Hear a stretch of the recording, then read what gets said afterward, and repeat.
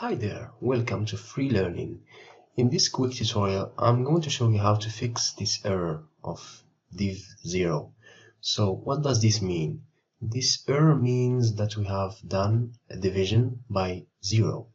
So for example, here I have a table and I have the heights, the weights, and I can calculate the BMI using this formula. So when I drag this formula into the next cells, you can see that I get this error whenever I have empty cells here for the height and the weight. So in order to solve this error, the trivial way is just to remove this.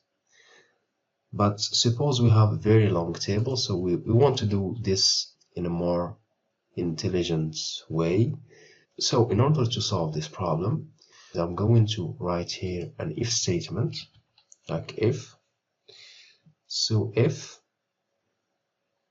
the contents of the height column is empty, I want to get an empty result.